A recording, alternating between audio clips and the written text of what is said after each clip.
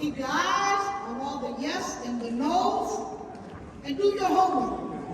Because even if they say yes or no, y'all know how that is. My name is Miss Dee. I'll be one of your moderators here for today. I'm a mom of a lifer and also a sister of a brother that was killed by gun violence. But today, I'm here as an MC person. I'm here for the people. We're here so that we can find out who and what these candidates are all about. Okay, so like I said, be alert and look and listen. My co-MC person, Kobe. Hey everyone, good afternoon. My name is Kobe Murphy. I'm your other moderator for today. And I got involved with movement work because one of my best friends at the time, Fong, she saw something in me. And I continue to stay in the company of folks that see something in me, some value in me. And that's why I'm here today to also be an MC for this event today. So I want to thank you all for showing up. And again, let's pay attention and let's figure out what these folks have for us. This forum is very important, and we here in Philadelphia know that we elect can have who we elect can have huge impacts on the daily lives of working people. That's why we started the Alliance for a Just Philadelphia in 2018 and hosted the first People's Forum for the 2019 election. That forum helped to show where candidates stood on the racial, social, and economic justice issues impacting Philadelphians. When the pandemic started just a year later, the Alliance came together again to organize for the people's bailout, calling on the city to put people ahead of corporations in response to the public health crisis. All Alliance member groups were on the streets throughout the summer of 2020 during the racial justice uprisings and organizing for safety, Beacon Field. Now, in the May 16 elections, over 30 people are running. Again, I'll repeat that. Over 30 people are running for the 7 city council at large seats. So this forum is even more important so that people are educated on where all these candidates stand on the issues when they go to the polls on May 16th.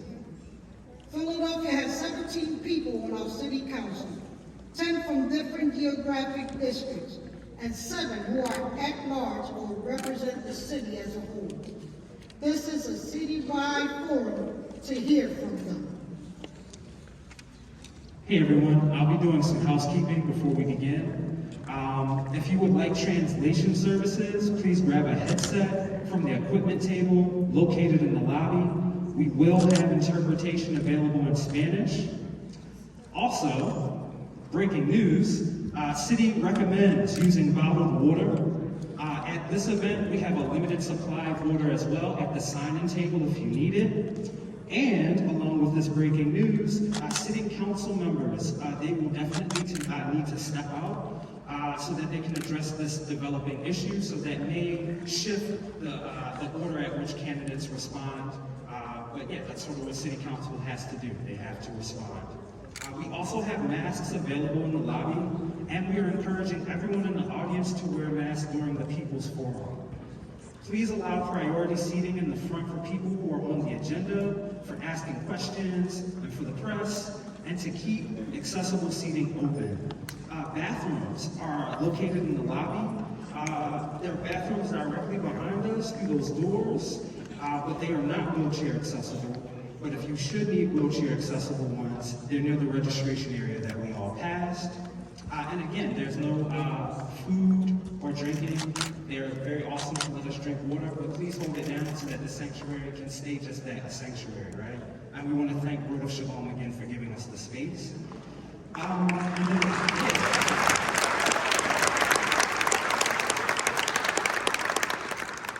Also, if you have additional needs, please ask an usher who should be wearing an usher name tag. We got any ushers in the space that can maybe like throw a hand up? Hey, we've got ushers that are here to hold us down, so thank you.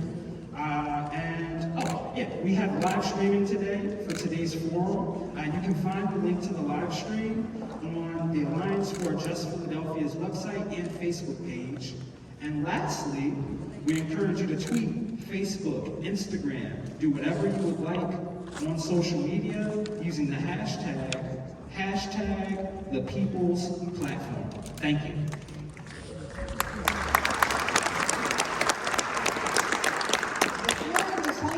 The Alliance for Just Philadelphia.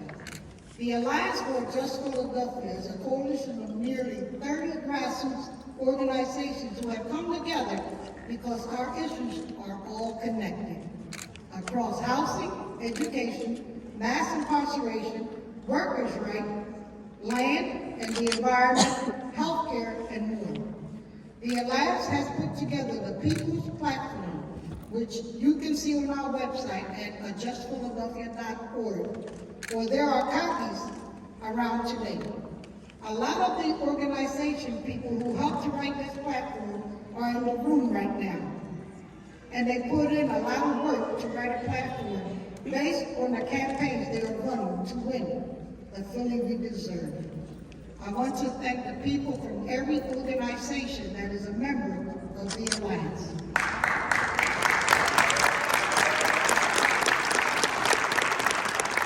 If you hear the name of your organization, it says here, make a little noise.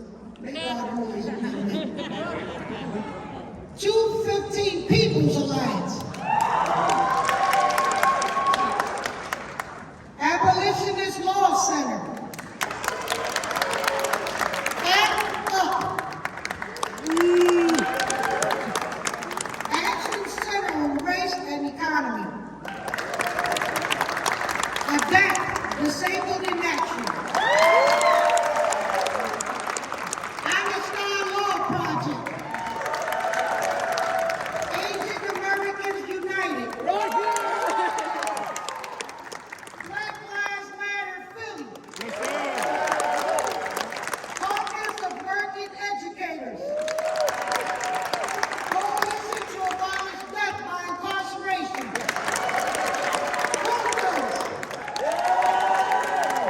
Movement Alliance Project. One Pennsylvania.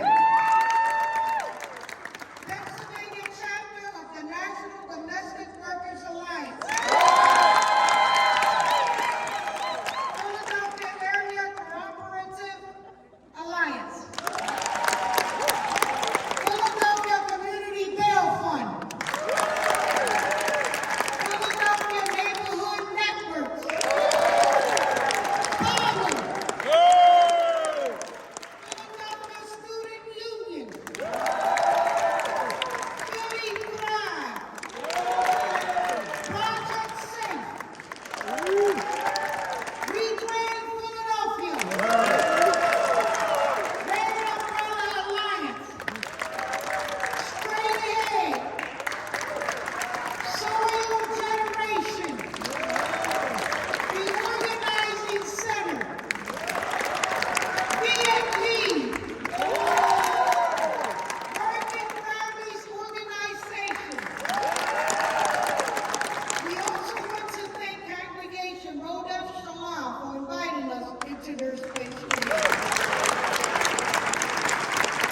We also want to thank Letty, who is interpreting in Spanish. Thank you, Letty.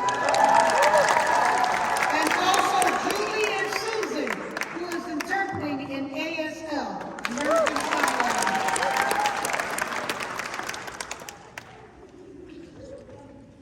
All right, folks, so I'm going to lay down some ground rules. The format of this event is set up so that candidates can hear from Philadelphians directly impacted by various issues. We will hear from those people, and then candidates will be asked a policy question.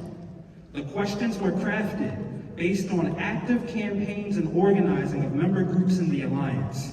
Because of the number of candidates present and running, candidates will be asked to hold up a yes or no sign to answer the question.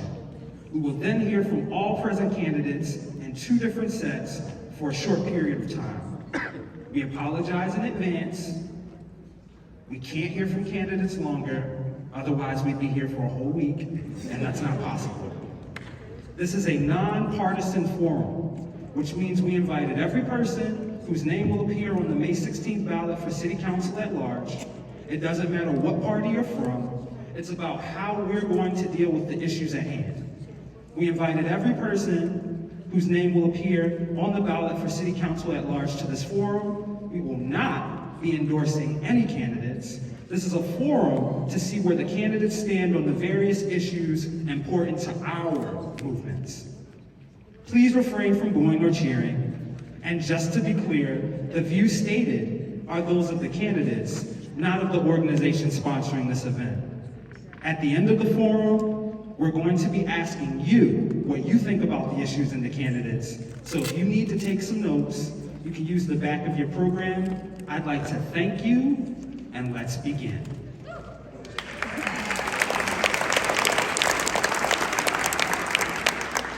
And it's back to me again. So I'm going to be listing off the candidates, and if I should happen to mispronounce someone's name, I apologize. That was not my intention at all. All right, so first, here are the candidates who are here. Please raise your hand as your name is called. Candidates are seated in alphabetical order, and they will also be speaking in alphabetical order, except for some of the things I talked about earlier, like the city council members who will have to leave to address the water issue, and if folks have a scheduling change. So, on the Democratic Party primary ballot, we have Nina Ahmad, Erica Almiron, Christopher Booth. Oh, actually, I'm going kind of fast. I totally missed the hands. Let me run that back. Nina Ahmad. Okay, thank you. They're on their way. Erica Almiron, Christopher Booth. Also on their way, thank you, I appreciate that. Sherry Cohen, let's go. Luz Colon. We have Abu Edwards. We have Councilmember Catherine Gilmore Richardson. Nadira Griffin. Ugbona Paul Higgins. Councilmember Jim Harity. John B. Kelly, Rue Landau, Amanda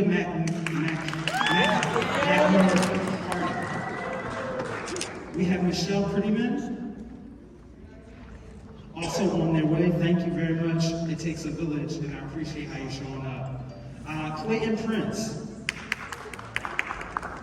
Charles Reyes, Melissa Robbins, Curtis Seegers, Durward Selby, also on their way, Kiana Shedrick, George Stevenson, Councilmember Isaiah Thomas,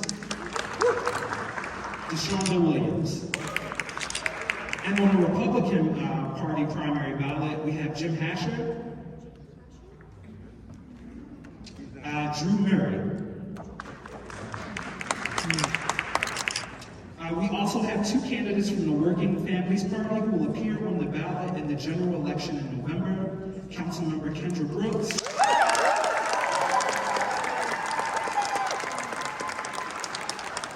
And last but not least, Nicholas O'Rourke.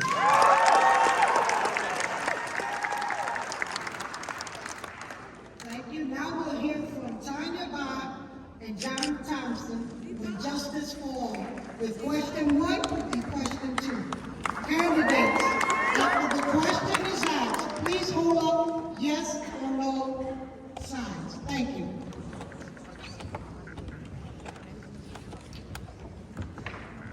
Thank you, Ms. Dede. Putting lipstick on a pig will never make a pig more attractive. We can eliminate lethal responses to mental health by properly funding alternatives to policing. Two summers ago, police pulled my neighbor's grandsons over outside my front door. They were instructed to lay face down on the ground without being told why they were stopped or ordered out of the vehicle. Within minutes, 6 additional cop cars pulled We reacted by texting our neighbors to come out with phones on video. The parent of the boys addressed the officer in charge. He aggressively asked for the ages of the two males. She replied 23. The officer dismissed her by shouting he didn't have to talk to her because they were over 21. 0 arrests were made, 0 explanations given. My son and neighbor that's 8 doors down from my house are over 21. They're on the spectrum and they're nonverbal. Had they been the targets that day for that stop and that interrogation, neither would have been able to comply. Walter Wallace is probably the most recent example that comes to mind when we lift the need for alternatives to policing. Alternatives to policing are needed. Are you clear on how you will vote to increase funding for mobile crisis units so the entire city is covered? And will you support community-led process and decision-making to create more alternatives to policing?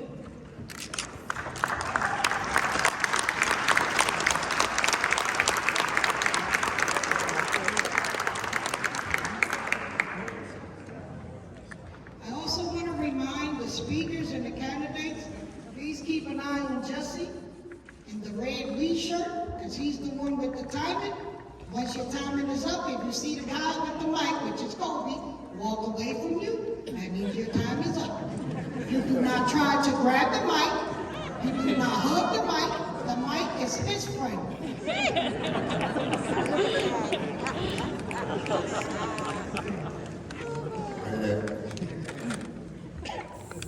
Hello, everybody. I want to thank all the candidates for coming out first to hear the issues that affect the community.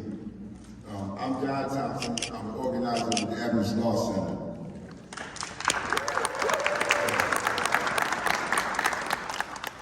I'm Vice President of Urban Inspiration and Social Justice and Human Rights Organization.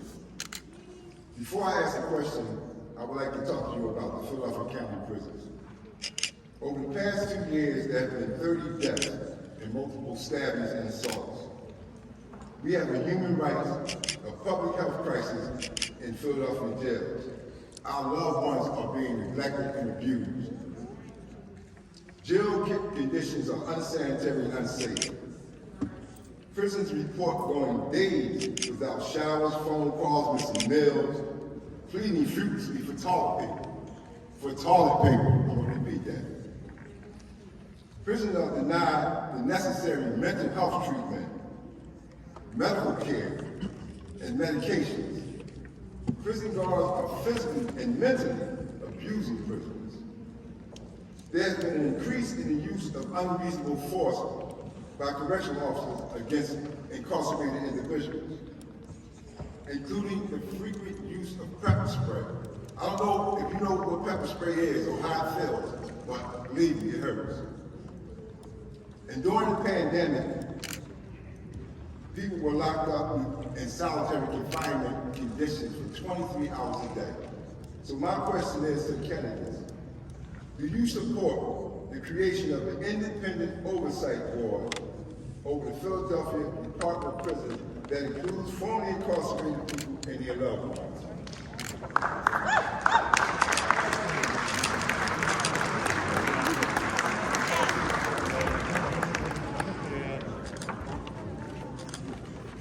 I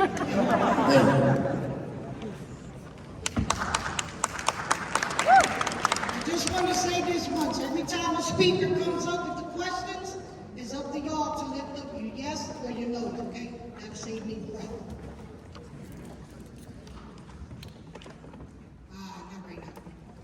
All right, next we'll hear from Wei Chen, Debbie Chen, Dominique Howell, and Michelle Gueco on land and housing for all.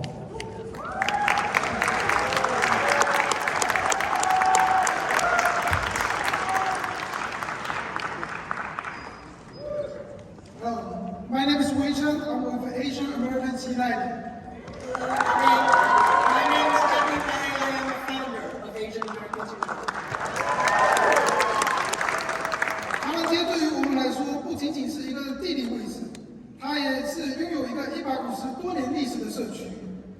级的家族企业、老年公寓、4座教堂、4个寺庙、2所小学。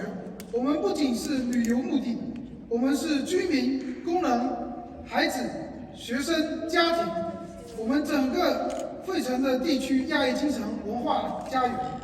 Chinatown is not just a geographic location. It is a 150-year-old community filled with small family-owned businesses, senior citizens, 4 churches, 2 temples, 2 elementary schools. We are not a tourist destination. We are residents, workers, children, students, families.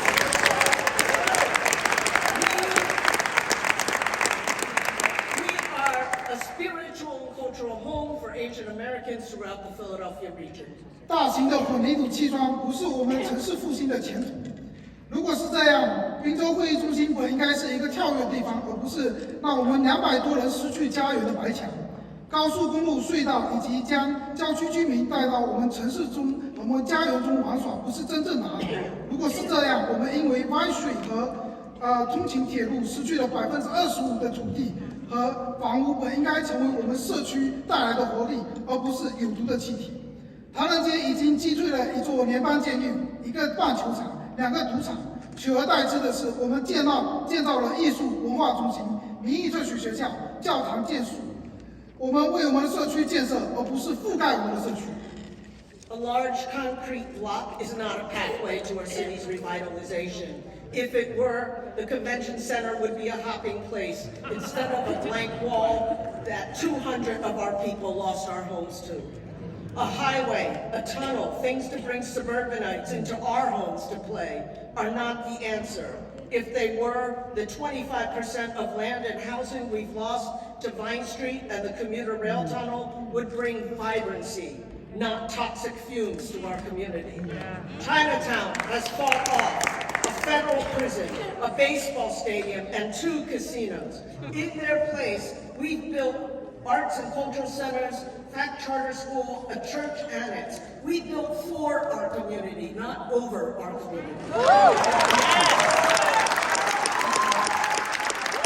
一天已经花费了4亿美元的资金来翻新现在的竞技场，9千万美元的政府资金来用于翻新 Gallery Mall。多年来已经有10亿美金的政府资源投入在体育区的建设中，这意味着所有的这些都被将是扔掉，只是因为一些亿万富翁想赚多一点钱。$400 million has already been spent renovating the current arena. $90 million of government money was spent refurbishing the gallery. $1 billion of government money has gone into the infrastructure over the years for the sports district. All to be thrown away because some billionaires want to make even more money for themselves. 他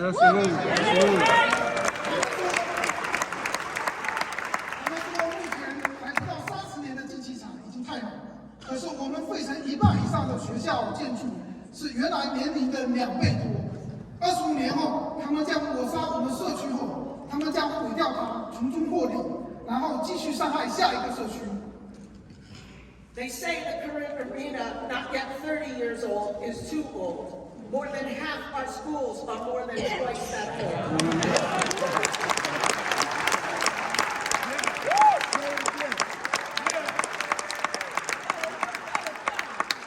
And in 25 years, when they have erased our community, they'll tear it down and reap their profits.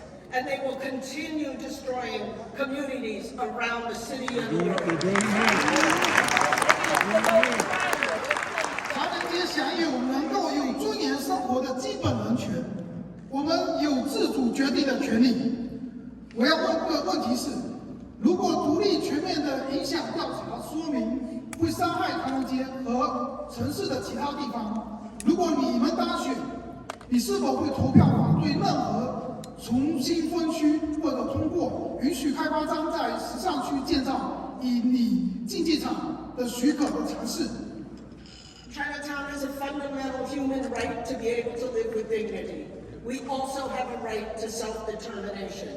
Our question for you is, if An independent comprehensive impact study shows damage to Chinatown or the rest of the city.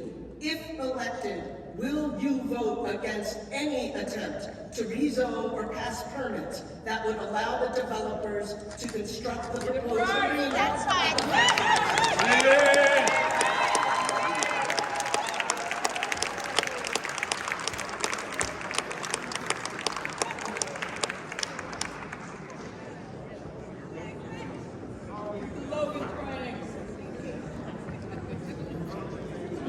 My name is Dominique Howell, Philadelphia advocate for people with disabilities and a direct activist member. And today I am representing the Philadelphia Coalition for Affordable Communities. Today I would like to talk about the importance of affordable, accessible housing in Philadelphia. With a population of 1.5 million residents as of 2021, in Philadelphia, disabled residents make up at least 16% of the population, which equates to 240,000 people and growing. The supply of affordable, accessible housing in Philadelphia does not meet the demand of the Philadelphia residents in need.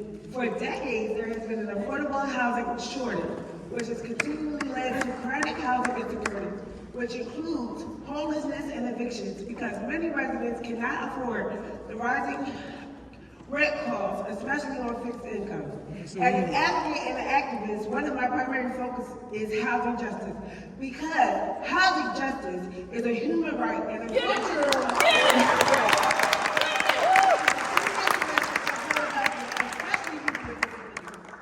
we are not equally granted the right of housing that we can afford. It is my opinion that the city should decrease their focus on market value development and increase their efforts on developing affordable, accessible housing for the people in Philadelphia.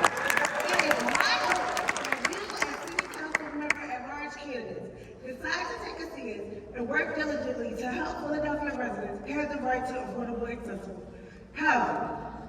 I have a question for you all. Will you vote for and champion legislation that ensures that half of all housing resources coming into our city, whether it's federal, state, or local, will go to create and preserve housing for very low income residents? Thank you.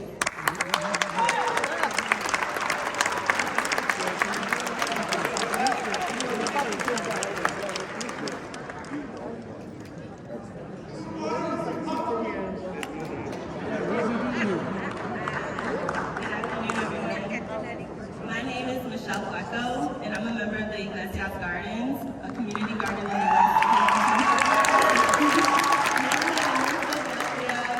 and I've taught for my entire 30+ years. One of the many reasons I love living here and want to continue to live here is being part of the Iglesias Gardens. It, along with many other community gardens across the city, provide more than just significant environmental benefits, such as helping to reduce the number of pollutants in the air and the soil.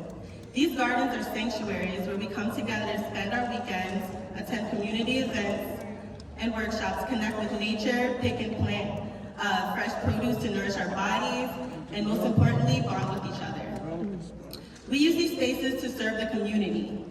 Unlike predatory development projects that aim to profit off of the land we poured years of hard work, sweat, and resources into, resulting in less green space, higher taxes, and slowly displacing long-term residents like myself.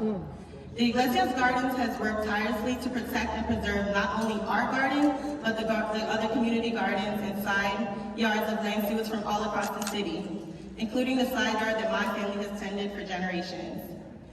We became a nonprofit to acquire the land from the land bank to preserve our garden permanently.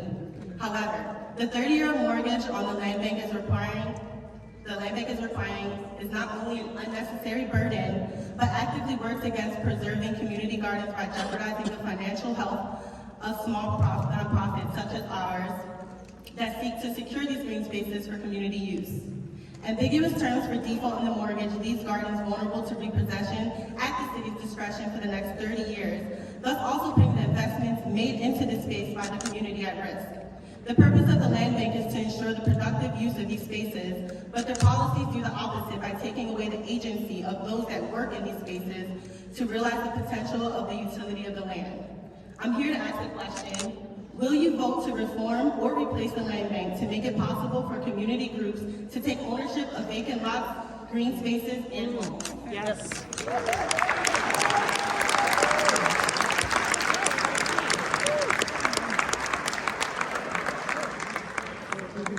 Hey everyone, your friendly MC here. Just want to warmly remind folks, no cheering, no booing, no singling out any of these candidates here because they are here with us on a Sunday.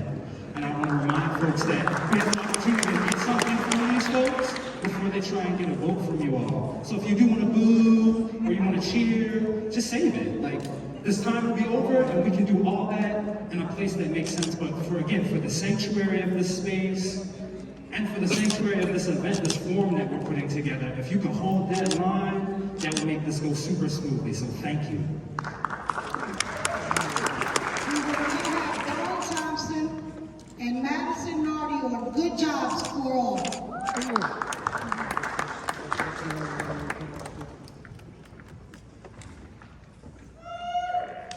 Good afternoon, ladies and gentlemen. It's so nice to be here this afternoon to meet each and every one of you.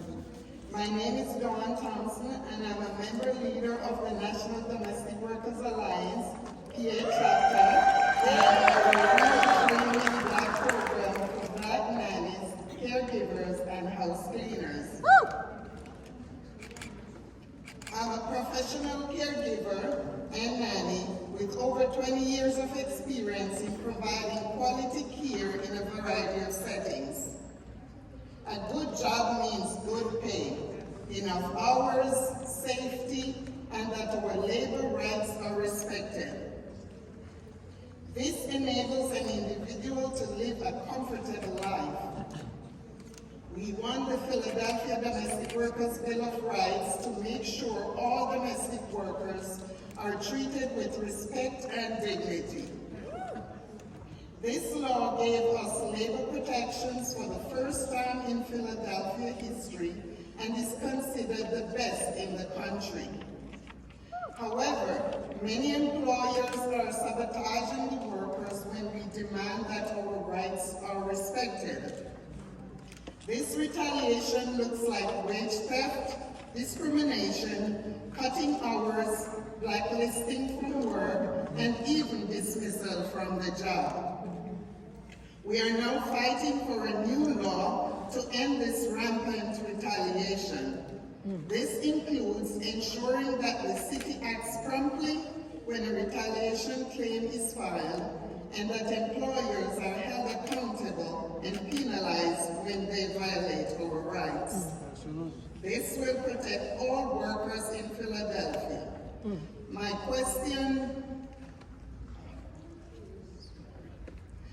question to the candidates today is, if elected, would you stand with Philadelphians by supporting a new anti-retaliation law to protect workers who speak up for their rights on the job? Thank you.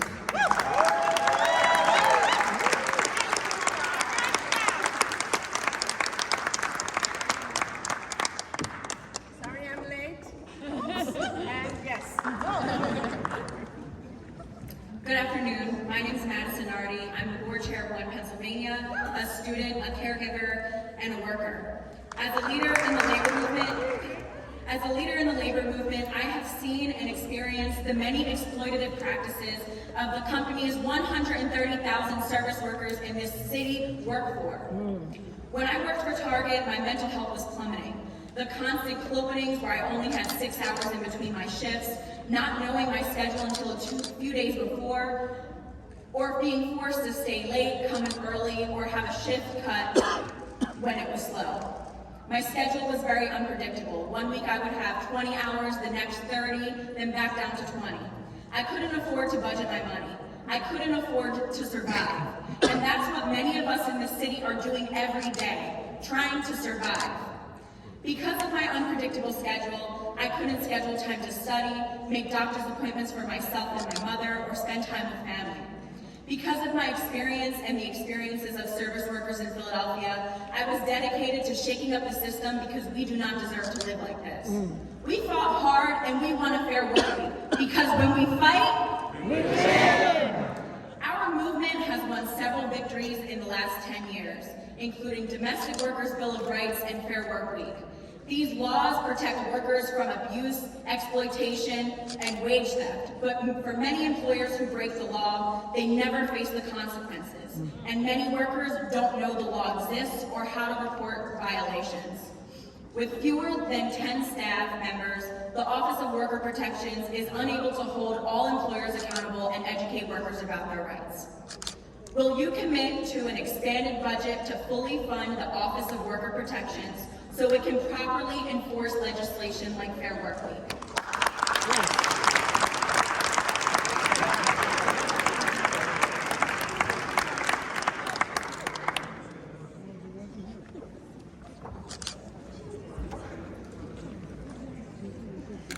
Oh, yeah. And next we'll have Ermi Malo for Public Services for All.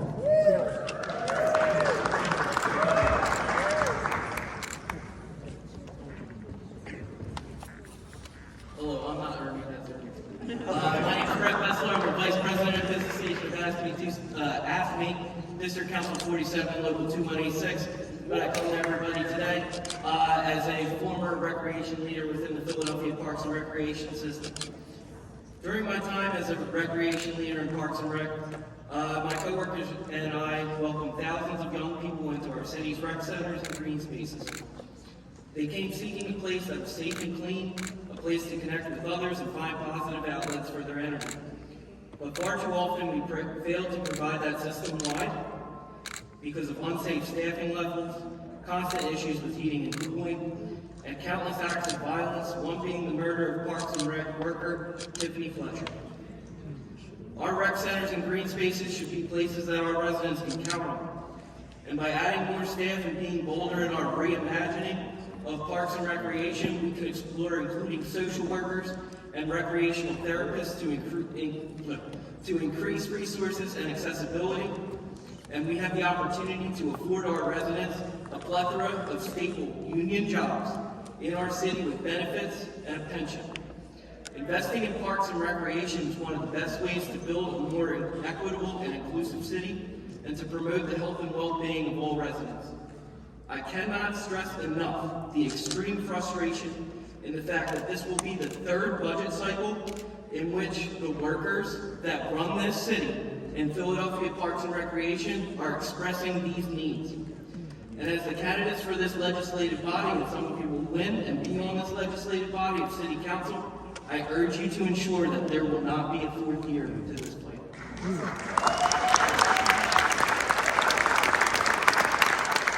Hi, my name is Ermi Mella, and I'm with the Friends of Whitman Library, as well as the Citywide Friends. This year, we celebrate 50 years of the Friends of the Free Library, working alongside our branches to ensure we have programs, supplies, staffing, and safe spaces for all. I ask fellow Friends members and those who stand for libraries to stand now while I ask my question. I believe libraries are at the intersection of all things facing Philadelphia residents. It is truly the only public indoor space that people can go without having to pay for something.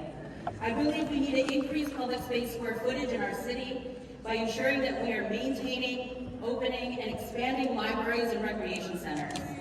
My library offers so much to our neighborhood, and I see what a benefit they are to our community. Families come not only to pick out books, but also to access fun and educational programming like yoga and reading to therapy dogs. I visit my library to pick a COVID test, meet my state rep, and meet new neighbors. I have referred my neighbors to the library for help with unemployment, language translation, and accessing public benefits. But if my library isn't open, none of these services can be accessed. Students who are graduating this year have grown up in a world of drastic disinvestment in public services. In 2009, Mayor Nutter cut 20% of the library budget, and the system has never recovered from these cuts. After over 200 workers were laid off in 2020, families are often faced with closed doors. The 2022 budget was the first time the library funding has gotten even close to its 2008 amount. It is still not enough. We need increased funding each year to ensure that each branch is fully staffed. We fought to have 10 branches open on Saturday for the remaining school year, but the goal is to have all libraries in all neighborhoods open evenings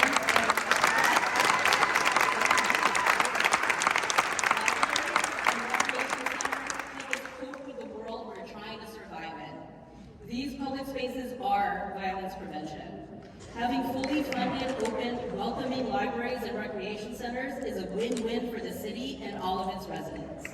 Candidates, my question to you, will you support a budget that ensures that library and recreation centers are safe and fully staffed for 7 days?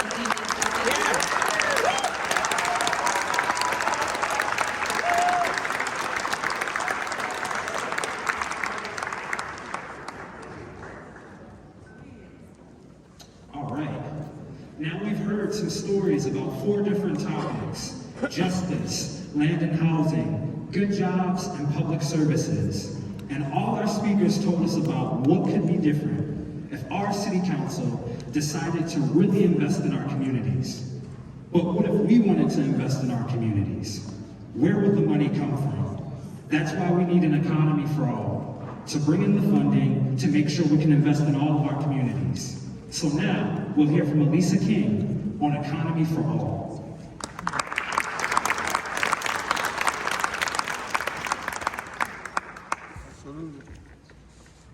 Good afternoon, everybody. I'm Reverend Elisa King, and I am a counselor at Community College of Philadelphia and a member of the executive committee of the union there. Woo!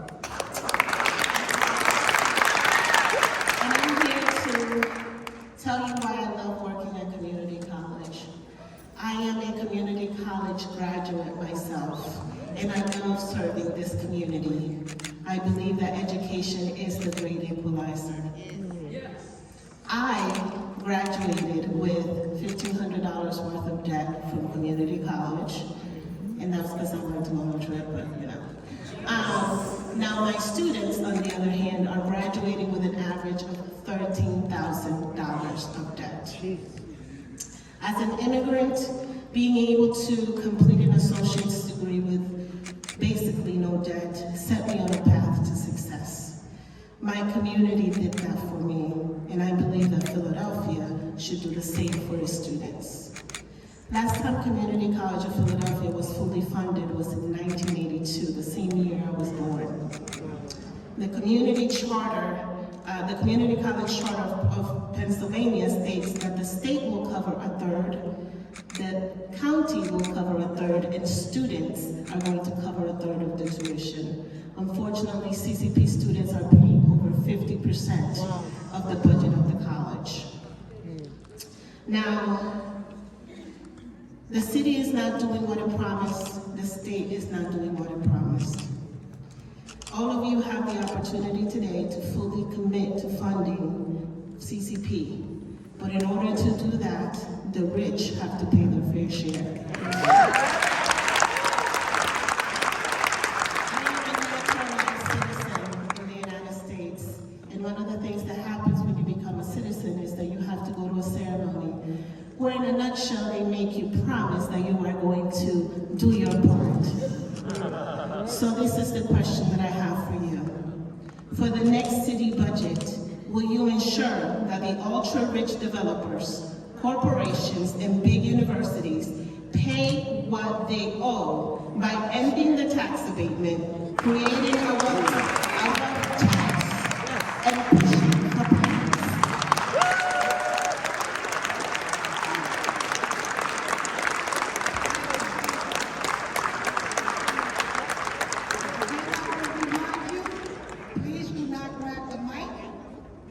It is not yours.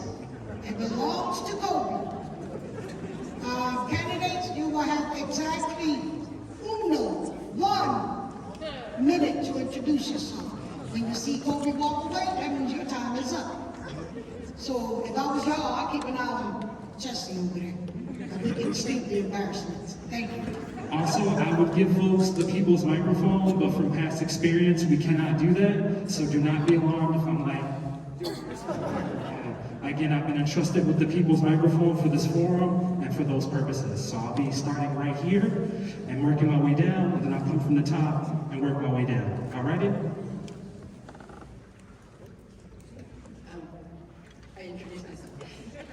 Good afternoon. Sorry I was late. My name is Nina Ahmed. I'm running to be one of your 5 city council members at large.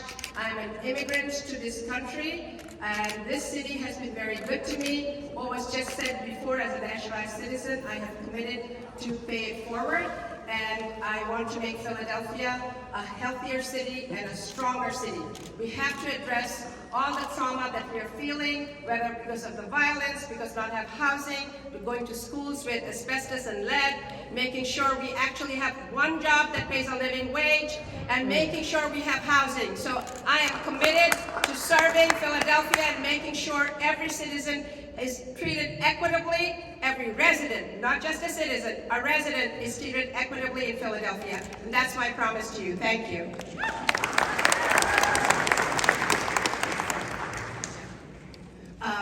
Good afternoon, everyone. My name is Erica Almiron, and I am running for City Council at Large. I'm running to be the first Latina to ever have City Council at Large in the history of the city. And I am not just a movement candidate, but I am a people's candidate, and I'll tell you why.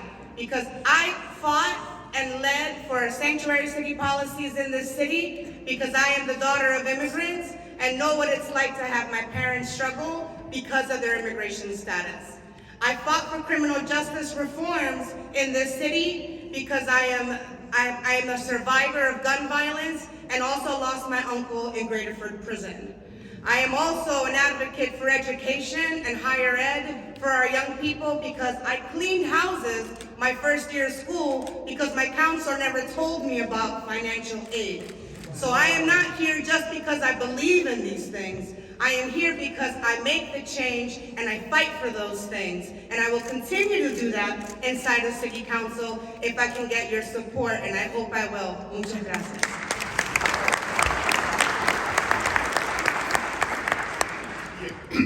Good afternoon. I'm Christopher Gladstone Booth. I'm the teacher of the group that's running for City Council at Large. Born and raised in this city, and the reason why I'm running is because I teach school. And I got a chance to see up close and personal some of the things that ill this city. If you really want to see what's going on in your community, you need to teach school because you see what's happening with the parents, you see what's happening with the kids. And my whole platform is really surrounding education. Because if we educate these kids early on, make sure they continue to have their dreams, then they will not pick up guns in the future, I can guarantee it. There's a poem by Langston Hughes I love called What Happens to a Dream Deferred? When the dream when it becomes deferred and these kids realize that their dreams are not going to be actualized, it's when they pick up guns. And I'm the council person who, using my science background as a teacher, is when you put a callus in the reaction, you make the reaction change. And I would like to be the callus in City Council. I'm also going to make a change because that's just not sustainable. So, I'm going to hand you the people's microphone. Please do not make the people upset by going over the time, because they will get you. So, please start it off well and set the tone. I'm Sherry Cohen, a longtime member of many groups here today. I know you, I see you, I am one of you. This past week I was attacked. The only progressive candidate attacked in a mailing by Philadelphia 3.0. This dark money group pushes pro-big business candidates, funded by anti-union school privatizers, parking magnates, and others in Philly's business elite. They see me as their enemy. They are right. Yes. Yes, I am a democratic socialist, an abolitionist, and I'm number 2 on the ballot for at-large, and they are scared I will win. Hey, I'm over 65. What do I have to lose? I'm here to kick some ass. Vote for me.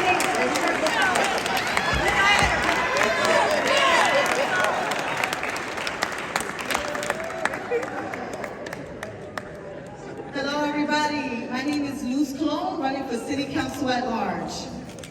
I want you all to get to know me a little bit more. I have 25 years of service. At the age of 17, coming in, working for my community, being a community person for the 17 years under Senator Shirley Kitchen. Ladies and gentlemen, when I made a decision to run for City Council, I gotta say I didn't take it lightly. This is a very serious position. We have to keep folks in leadership that is going to fight for our community the right way, the transparent way, the way that we need to continue to fight for our students, education, workforce. And I stepped down from Governor Wolf's office so that I could be able to come back to the city I was born and raised to fight for my community. Ladies and gentlemen, it is heart-wrenching and we need to be mad. Why? Because this is just not right, the things that we see. And therefore, I am fighting for transparency, for infrastructure and job workforce. I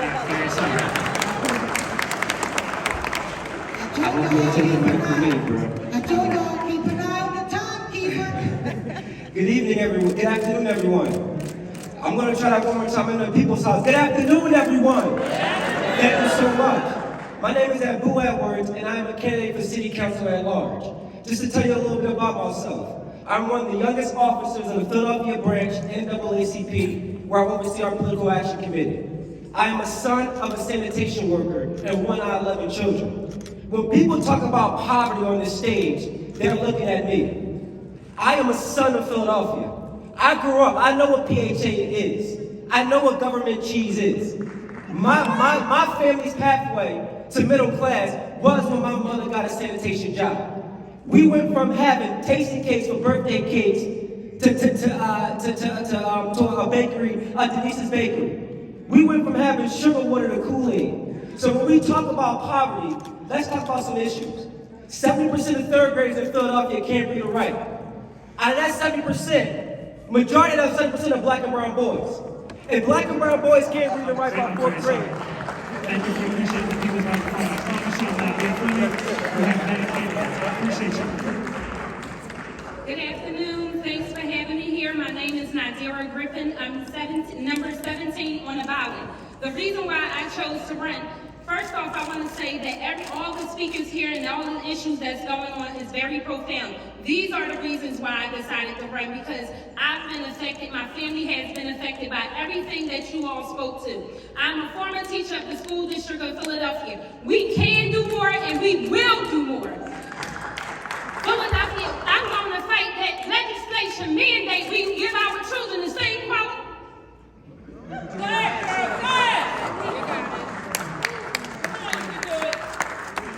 That we give our children the same quality education that everybody have, the privileged children in the surrounding counties. I want to bring back phonics. I want to bring back home economics, wood shop, NTAs, less than a classroom size to 15 students or 20 students.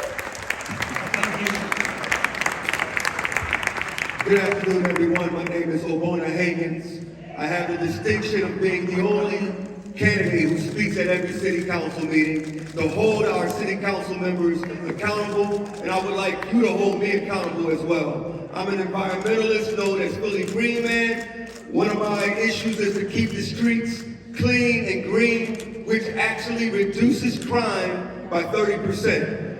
Another issue in reducing crime and violence is economics. I'm fighting for economic repair for Afro-Americans. Without economic repair, crime and violence will not stop in this city. I'm a retired teacher from Dobbins High School, created an award-winning architecture program, and I will fight for you.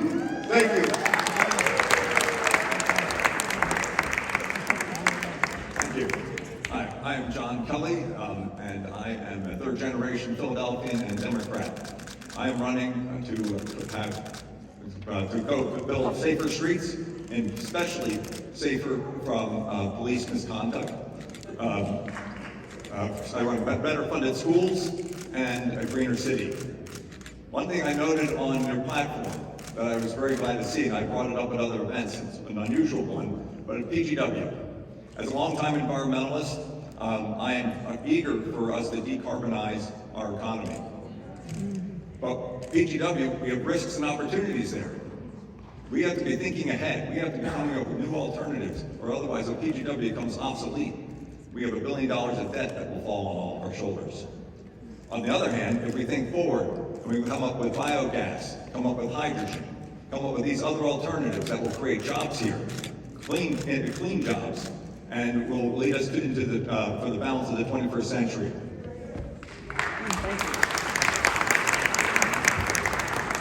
Hi everybody, how are you? I'm Rue Landau. Thank you so much for having me here. I first want to thank all of you Alliance members for all of your incredible work. I've worked with so many of you over the years, and thank you for being in this incredible sacred space I've been in many times, including having my bat mitzvah here many years ago.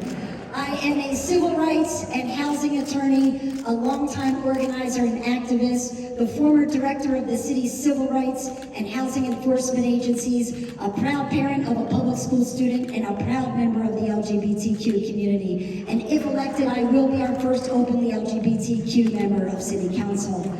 I've been working on issues of social justice and equity for my entire career. I want to work to fully fund our rec centers, our libraries, our schools. I want them open all the time. I want to do all of this because it is the very first start in having us to reduce violence. I'm going to do neighborhood reinvestment, community-led solutions for violence, and affordable housing.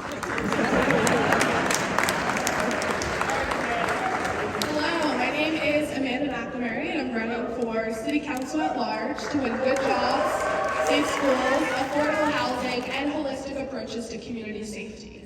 I am a founding member of the Alliance for a Just Philadelphia, and last City Council round I helped organize this forum, and I also helped write the platform, so it's really weird for me to be on the other side of this now.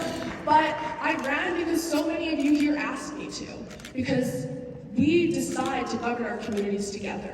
You know, when I get into council, because we're gonna win this, when I get into council, this is gonna be a seat for the people. I've already had 1,000 individual people contribute to the campaign, and we have been canvassing all across the city, talking to our neighbors to bring more folks into our movement, because the people here and the people across our city agree. You know, we're all struggling with housing, we're all struggling with our health care, with police violence, and we all can come together. Thank you. Thank you very much. We will now hear from Dan Reyes and Sharice Workman on Education for All.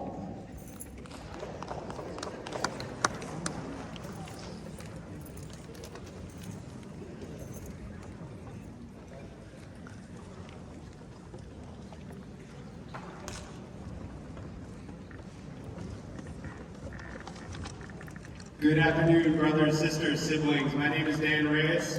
I teach at Paul Robeson High School in West Philadelphia.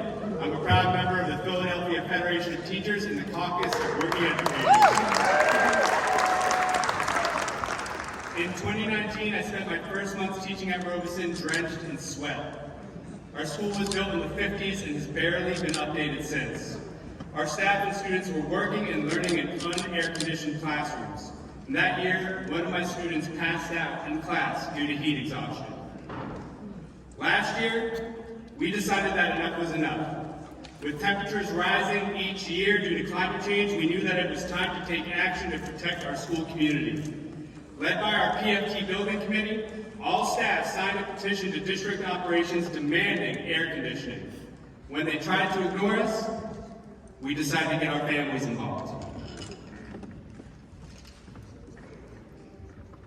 Good afternoon, everyone. My name is Sharice Workman. I am a parent at Paul Robeson High School and a union carpenter, and a steward with the United Brotherhood of Carpenters Local 158. Woo! Yeah. Paul Robeson was harming my son's health. So I got involved right away when his teachers reached out to me. We worked together to have a majority of Robeson parents and family members sign a petition to district operations demanding air conditioning. We supported students in creating petitions of their own. With hundreds of staff, family, and student signatures, we marched on 440 to present our demands to we had them shook. Finally, after months of organizing, we got the news that AC would be installed over the summer. Today, our classrooms are air conditioned with updated electrical systems. We won by bringing together union educators, family, and students, and bringing our fight directly to the boss. This is that our cities deserve, that our children deserve. Clean, comfortable, modern buildings, free of dangerous toxins, and we need elected officials that will support our struggle in the streets and in City Hall.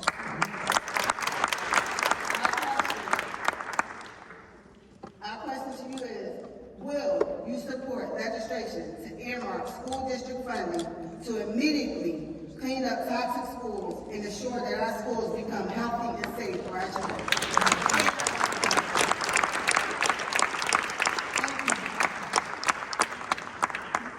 We will now have Erendira Samacona on Sanctuary 4, and Erica will be translating.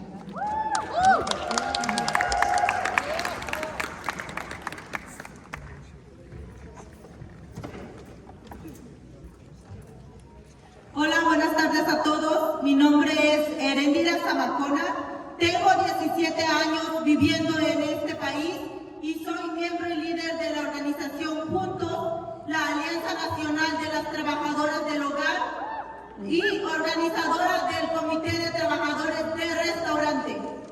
Filadelfia se promueve como una Filadelfia santuario, pero no es así. No está funcionando realmente.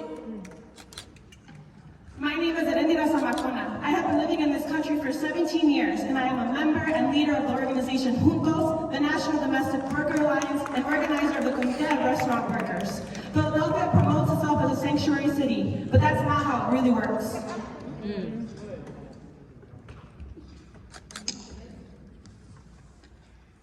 Hace un año se abrió un nuevo centro de detención en Pensilvania llamado Moshannon. Es el centro de detención más grande por todo el noroeste. Desde que abrió, hemos visto un incremento de detención en la comunidad que muestra colaboración entre la policía y la migra. Hace una semana, un miembro de nuestra comunidad fue detenido cuando salió de la corte criminal. Su caso es uno de varios. A year ago, a new detention center opened in Pennsylvania named Moshannon. It's the largest detention center in the entire Northeast. Since its opening, we have seen an increase of detention throughout our community, which reveals a collaboration between the police and immigration. For example, a week ago, a community member was detained when he left criminal court. His case is one of many.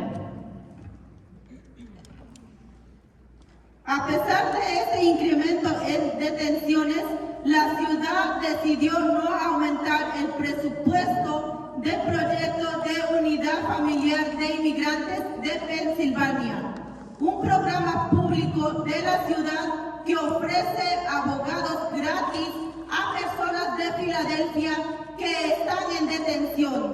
Deberíamos estar haciendo más. In spite of these detention increases, the City of Philadelphia chose not to increase the budget of the Pennsylvania Immigrant Family Unity Project, or PIFA, a public program of the city that offers lawyers free of cost to members of the community from Philadelphia that are in detention. We should be doing more.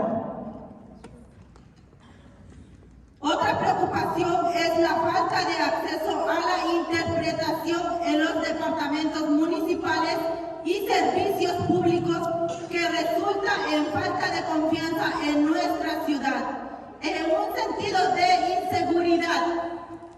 Yo he ido y he llamado a la estación de policía para pedir ayuda y no lo recibo. Si no hablo inglés, no tienes el mismo acceso a los servicios y recursos locales. Another worry is the lack of interpretation in the city departments and public services, which results in a lack of confidence in our city and a sense of insecurity. I have called and gone to the police station to make a report and request information. and I have not received the help that I need. If you don't speak English in the city, you do not have the same access to local services and resources. Una ciudad santuario verdadera debe de hacer todo en su poder para proteger y apoyar su comunidad inmigrante, incluyendo personas con antecedentes penales. Filadelfia debe verdaderamente invertir en más recursos y apoyo para que los inmigrantes que vivan y trabajen en esta ciudad crezcan y florezcan. A true sanctuary city should do everything in their power to protect their immigrant community, including those with criminal records. Philadelphia should truly invest in more resources and support so that the immigrant community members that live and work in the city can truly grow and flourish. Así, mi pregunta para ustedes, ¿trabajará para establecer el proyecto de unidad familiar de inmigrantes de Pensilvania como un programa financiado permanentemente con los recursos necesarios para proporcionar adecuadamente un abogado defensor a los inmigrantes detenidos? My question to you is, will you work to establish the Pennsylvania Immigrant Family Unity Project, or PIPA, as a permanently funded program with the resources needed to properly provide defense counsel for detained immigrants? Gracias.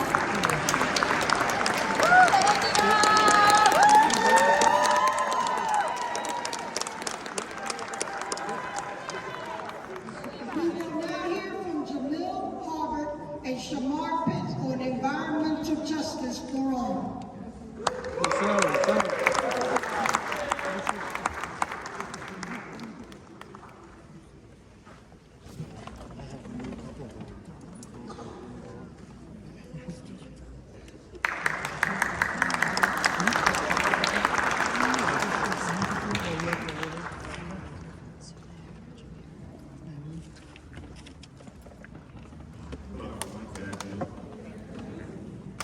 My name is Jameer Hubbard, and I'm a member of Power Interfaith. In 2021, as we approach the holidays, my grandparents had accumulated over $500 of energy debt. One is on a fixed income, the other can barely work due to her age and limited mobility. Exhausting their savings trying to catch up on their bills, their energy debt simply gathered. By living their lives was quickly getting bigger. They were scared there was no way out. My grandmother felt ashamed asking if I could pay the bills, but of course I paid for everything I could. I was able to because I lived with them and I had multiple jobs. Through community outreach, I've seen so many other families like mine are barely keeping their heads above water. Overworking ourselves in overcrowded homes should not be the norm. Like people around the world, Philadelphians also suffering from the climate change crisis that's driven by fossil fuel companies as we experience intense storms, floodings, and heat waves. We're facing much worse disasters in the coming years. We need to replace fossil fuels, including natural gas, with clean energy as fast as possible to limit the harm. Burning natural gas also creates toxic air pollution in our homes with the constant threat of explosions. PGW is the biggest public gas utility in the country with 6,000 miles of pipe. Philadelphians collectively own PGW, but PGW executives are delaying the shift to renewable energy with plans to spend $8 billion to replace gas pipes, misusing precious time, resources, and money, even though Philadelphia is committed to halting the climate pollution. They're moving to raise rates while doing way too little to protect people from rising costs. We want an equitable and just transition to renewable energy and full public participation and transparency that ensures all Philadelphians can afford to heat and cool their homes. We also see this as an opportunity to create new living wage union jobs in safe and healthy environments. Absolutely. My question to you is, will you champion legislation to require PGW's budgets and business plans to match the city's climate goals to rapidly transition our public utility system from fossil fuels to renewable energy infrastructure and investments during your term?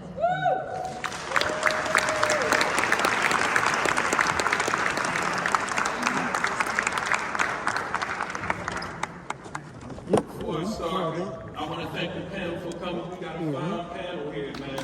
And everybody can win. But win, lose, or draw, if you don't win, we need you. Absolutely. We need you. Absolutely. There's other officers to work for too. And everybody not gonna win, but we need you. Absolutely. So good afternoon, everybody. My name is Shamar. I'm from Philly Thrive, and I'm an environmental justice fighter in my community. I realize that environmental justice is connected to all the other injustices that we suffer from in my community. Absolutely. And we get it the worst, trust me. We suffer right now from big corporations and all these big companies and developers coming into our city, and they come in our city and they are able to push us around. So now what we need to know is, while we're being exploited and taken advantage of by this culture within our city, this magnification intensifying the injustices we already suffer from, development in our city is through the roof right now. Yes, it is. Yes, it's through the roof, all through our city. Absolutely. And through our fight, we were able to get the PES oil refinery closed for good.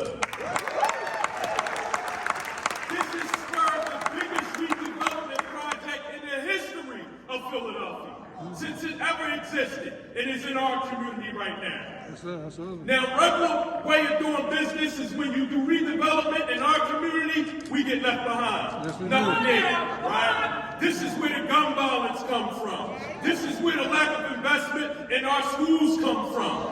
It's not brain science. If you change the economics, connect us to the economics, connect us to education, then the gun violence will go away. We know that.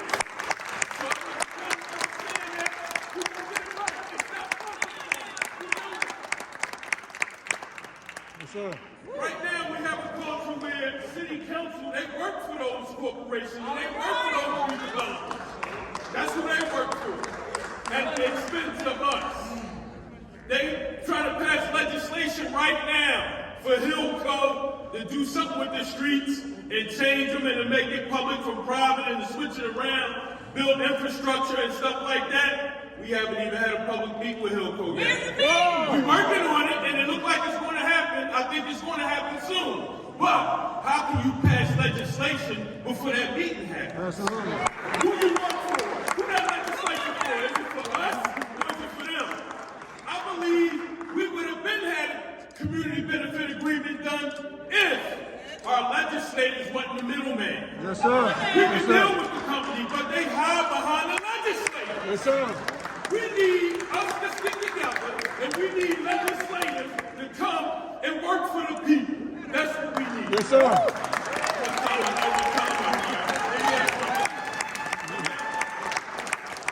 So my question is, do you support enacting legislation, accountable measures to hold Hillco accountable for negotiating the CBA and executing a plan for green development on Hillco PES refinery site and prohibiting any fossil fuel infrastructure from being built on redeveloped land?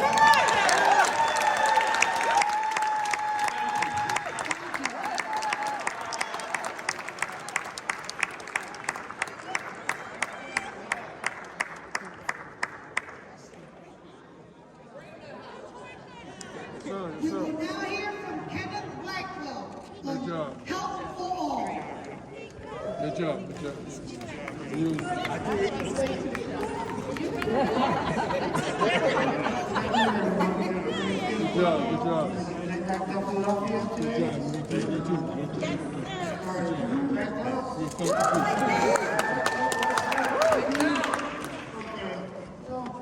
We all heard about what's going on in Kennington, right?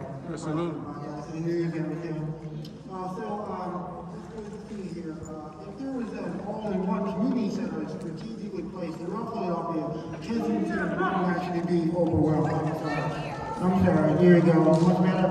So I was saying, if there's like an all-in-one community center that, strategically placed throughout the neighborhoods, then Kensington itself would not be overwhelmed with all these people trying to get into what limited services that are actually available in the first place. So, and then going on with that, so why should the elderly, disabled, displaced families have to travel to all these different places and, when they can just actually have one place that has all the services they can need instead of saying, you know, bring my wheelchair on the SEPTA line and trying to get to one place just to sign one piece of paper and then go back to another location. That's just a waste of time. Okay. And also, there are far more qualified people with first-hand experience than there are untested people with a degree to fill positions that they simply will not be passionate about whatsoever. So that brings my question. Let's see here. Do you support the creation of a community health worker program led by active drug users and sex workers who will work to connect these communities to the care they actually need?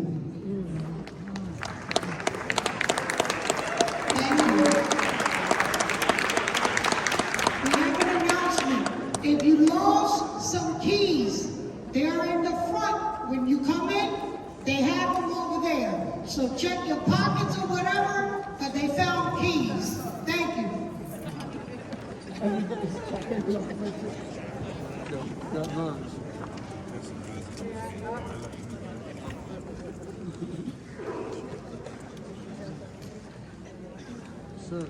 All right, folks. All right, now we've heard some stories about investments we need to make in education, sanctuary, environmental justice, and health. And for our final speaker, we're coming back to the same question. Where does the money come from? So we're going back to the topic of an economy for all, and our last speaker is Nicole Levy on an economy for all. Here we are, we made it. We have a people's platform. You've all arrived at the final question of the people's platform. And as we said, this is an important one because it's where we start to talk about how we fund a future for the people of Philadelphia. For the people. So today, we've heard compelling stories from people who are directly impacted by the problems we face as a city. At the core of nearly every one of these issues is a lack of funding. I need to underscore, and we cannot talk about this enough, that the biggest problem we face as a city, community safety and gun violence, is the direct result of systemic disinvestment in our Black and brown communities. Yes, sir. The 57+ blocks most impacted by gun violence are the very same blocks that have been redlined for centuries. Enough! Enough! I spent a decade regulating the financial services industry and another decade working in banking and community reinvestment and development. Absolutely. I'm here to confirm what most Philadelphians already know. The system is not working. We need a new direction. We need homegrown financial companies that will serve the unmet financial needs of our neighborhoods. We, and all of us in this room, right, we need to support local credit unions, local Black-owned banks, Hispanic-owned banks, and for you all, we need a public bank here in Philadelphia.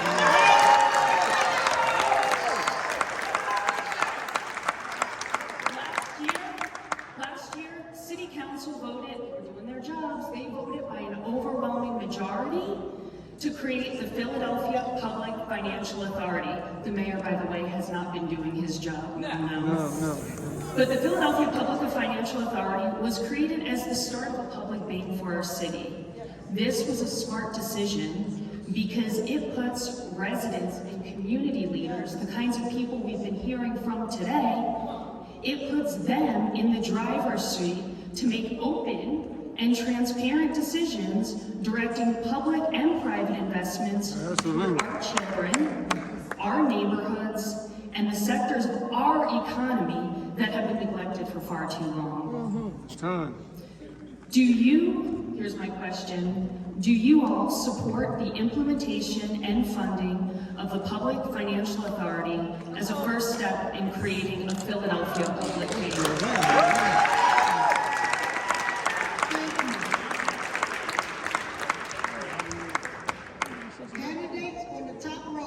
you have exactly 1 minute to introduce yourself.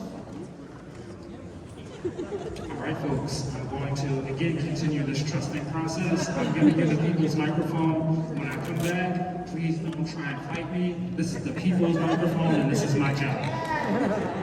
Good afternoon, everyone. My name is Drew Murray, and yes, I am the Republican in the room. I am used to that, and that is okay. At the end of the day, we have to work together. I answer questions very honestly, and I know not everyone agree with those answers, especially the gentleman in the back who let me know. My name is Drew Murray, and I come from the RCO and Neighborhood Association of Parks and Recreation World. I am a board member of the Logan Square Neighborhood Association, so just down the street from here. I was president of that association for 4 years. I'm the president of the Friends of Cox Park. I've done that for over a decade. I am the chairman of the Philadelphia Crosstown Coalition, a coalition of RCOs and neighborhood associations all around the city of Philadelphia. I'm a board member of Center City District. I'm on the Finance Council of the Cathedral Basilica of St. Peter and Paul, which is actually my parish right here in Center City. I come and I lead organizations, and oftentimes I am the only Republican in the room, so I am used to this, and that's okay, because we have to work together. These organizations that I see Democrats sitting in front of me, most of whom are Democrats, they continue to elect because they respect my leadership, they respect my pragmatism, and they respect my common sense. Thank you for the time today.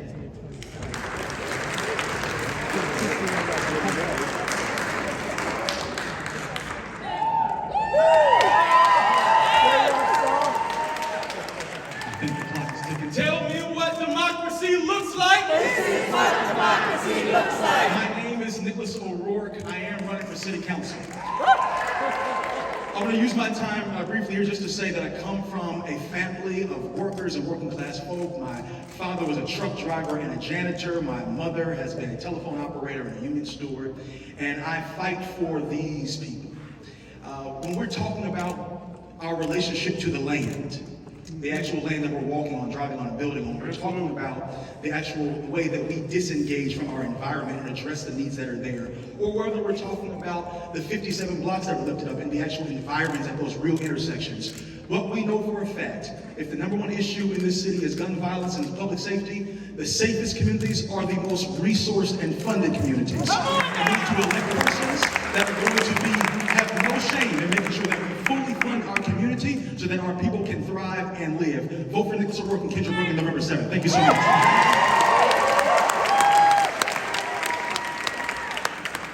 Good afternoon, everyone. My name is Michelle Prettyman, and I am another candidate for City Council at large. I, too, am an educator, and that was my motivation for running. In my 11 years in the classrooms here in Philadelphia, I've seen all the perils of the city funnel through, and I decided to step up and make a change. I believe that an educated city is a thriving city. In order for us to move forward globally, we need to make sure that we're educated on all fronts, with that being our education systems, putting our regular curriculums back from trades, arts, life skills. Also, we need to put more funding into economic development so that our constituents can have a livable wage and have rent control so that we're not kicked out of our homes, kicked out of our houses, and we can stay. We need to end this cycle of poverty. It starts with you, it starts with I. We have to come from a place where we're willing to cooperate and collaborate to get these things done. It doesn't happen on City Hall. It happens with you, me, and everybody in this room. Thank you. Hello, everybody. My name is Clayton Prince. I'm not a politician. My background is entertainment. I used to be on the Cosby Show years ago as Denise's boyfriend, and I'm Seaweed from the movie Hairspray. That's me. I'm not a politician, and I never thought I'd be here. I came back to Philly just to bring up some more production here. I was in a movie here called Cover with Vivica Fox and Bill Duke. I got here and I got confronted with a gun. I took 2 guns from people. That's a fact. You can actually look it up. If you look up my website, ClaytonPrince.com, you will see I actually arrested a drug dealer. Citizen's arrest. I don't know if anyone else has done a citizen's arrest. It wasn't pretty, but you can actually see it on my website.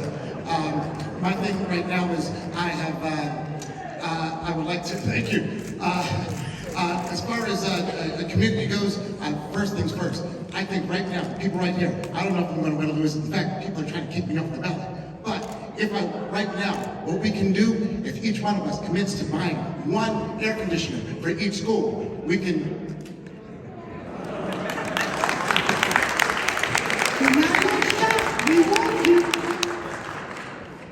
Good afternoon and thank you for having me. My name is Charles.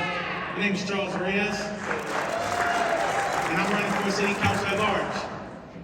For the last 7.5 years, I was one of the original coordinators for the Mayor's Office of Education.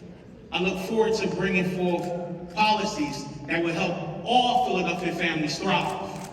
When you talk about safe spaces, fresh for all fruits in food deserts, Good Morning America came here in 2019 and honored the work that I've done here in Philadelphia. So I've brought the safe spaces. I've created those fresh for alls. I've brought the partnerships to make sure that there's focuses on economics, public safety, and education. With your help, May 16th, you can see the vision as I see it. Reyes Reimagined. Take it to City Hall. Create those policies to support all families in Philadelphia. Reyes Reimagined, we can revive the communities of Philadelphia, reestablish the relationships, and renew hope. Charles Reyes, May 16th. Thank you. Good afternoon. Thank you for having me. I'm Melissa Robbins. I'm a civil rights activist, mother of 4, veteran of the United States Army. I've spent the last 10 years over 10 years, working on the ground as a political strategist. You may have seen me on Inside Story, 6 ABC, or Word Radio. My entire life is dedicated to community service and public service. Whether it's standing with people advocating to shut down Burks, whether it's standing with people down South Philly to shut down and keep Washington Avenue open, housing, education was my lifeline. I'm the youngest of 11. We are working to stop generational poverty and create generational wealth. How do we do that? Give people dignity, respect, home ownership. Property taxes fund schools, it's a no-brainer. Create more home owners. Our schools need K-12 civics. Our schools need arts, music, mural. We also need sports, after-school programs, summer programs. We need to prioritize our future. Make sure that our kids can have civil service jobs. Thank you all for having me.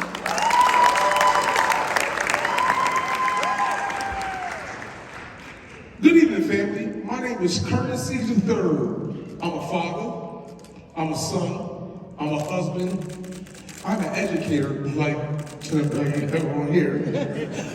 But Jamar, I need you to stand up and fully throb. I don't know you. I had a whole speech written out, but you turned my whole gang around. That's the challenge. Win, lose, or draw, it's all hands on deck. We at war right now. I'm a vice principal at the school, and right now, our kids are dying, and our community are suffering right now. Win, lose, or draw is a lot of people in this audience. I need to double, triple, because why? Without y'all, our baby's in trouble. So that's the challenge, absolutely. For everybody on the stage, win, lose, or draw, they need us. The mayor and city council can't do it by themselves. So remember, all hands on deck. If not, we're part of the problem. Thank you.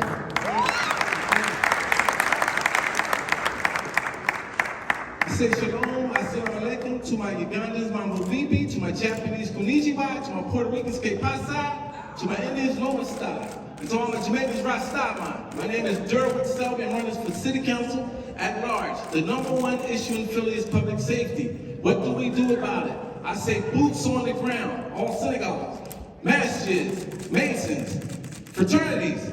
Less talking, more walking. We have to get out there on the streets. What I'm doing right now, I go out every weekend, every day, with a guy named Jamal Johnson. Every time there's a homicide, 24 hours we out there on that corner in that area walking around. So I'll put a call out to all men. We need more men out here. That's my solution to getting this done. My name is Derwin Selby. Also, my father was a committee man, my brother was a committee man, my mother was a black captain. So I come from a history of that. Boots on the ground, less talking, more walking. Derwin Selby, #1, May 16th on the ballot, #1. Thank you.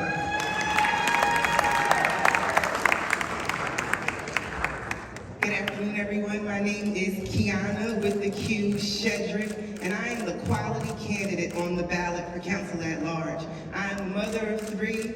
I'm an alumna of Hampton University. I'm a former Army officer and United States Army veteran, so that'll tell you about my level of dedication to order, process, and getting the job done. I'm also a federal service worker with the Social Security Administration for 10 years. So when you talk about working with the immigrant populations, I've done that on the front lines when they first enter our city and seek to get a Social Security number. I've worked in the field office for over 10 years, helping our Asian populations and disabled communities get their benefits straight and get assistance in that area. I'm also the president of the Upper North Neighbors Association. So when you talk about issues concerning zoning, real estate, and maintaining the needs of the community, I'm well versed in that process. And I'm also on the board of Jumpstart Tioga.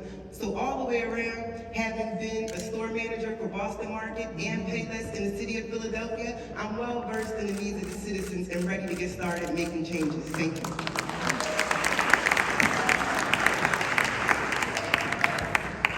Good evening. My name is George Stevenson, and I'm running for City Council at large. If you're tired of Philadelphia the way it is, say it, I am. Okay, I'm going to help change that because, see, I know what's wrong with the city. It needs to be fixed. Departments, agencies, they're not working right. You can't get help when you need it. You pay taxes, you get no results. So, as a constituent service representative, I know how to fix those problems. I come out of a council office. I know what it's like when you call and can't get answers. So if you want this city to turn around, then vote for me, George Stevenson, number 20 right now on the city ballot, because I know how to get it done.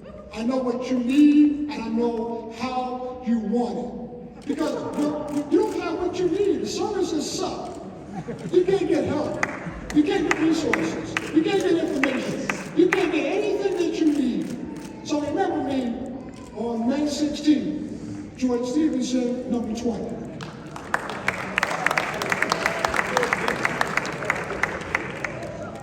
Good afternoon, everyone. My name is Dr. DeShonda Williams. For over 20 years, I have served as a clinical social worker, pastor, social activist, as an educator. I was raised in Nicetown. I have stood by a single mother who lost not 1 son, 2 sons, but 3 sons to gun violence. I looked in the face of a single father as a social worker who could not afford food on the table or a roof over his child's head because affordable housing is not affordable. $100,000 to $200,000 is not affordable. I advocate not for $15 minimum for minimum wage, but we need $20 to $25 in order to survive.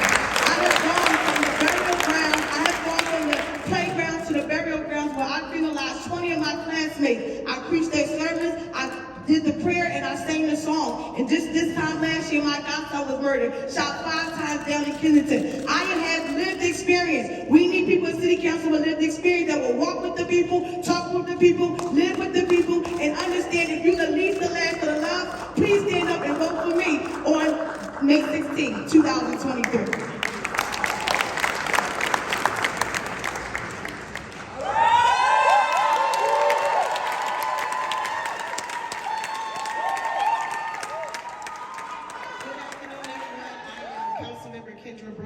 Through the Working Families Party. I just want to say, I was trying to think what I'm going to say. I did have prepared remarks, but I just want to say, I want to thank each and every one of the organizations out here that put this platform together. Because 4 years ago, around this time, I was out here with you guys creating this platform that we wanted our council to work on. We wanted to see. And right here, 3 years later, I can say that I either legislated or pushed for every one of the things that we designed together, that what we want to see for a change for the city. So I'm here today asking for your support. Once again, in November, Kendra Brooks, Nicholas O'Rourke from the Working Families Party to continue to bring the real change we need to see in Philadelphia today. Thank you, everyone.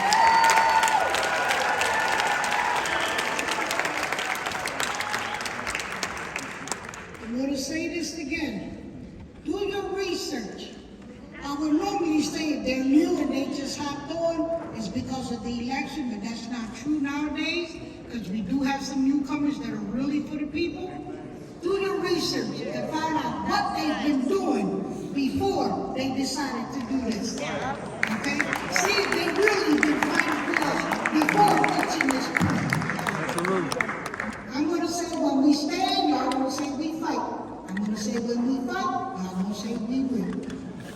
stand, We fight. when we fight, We win. when we stand, We fight. when we fight, We win. make some noise, people.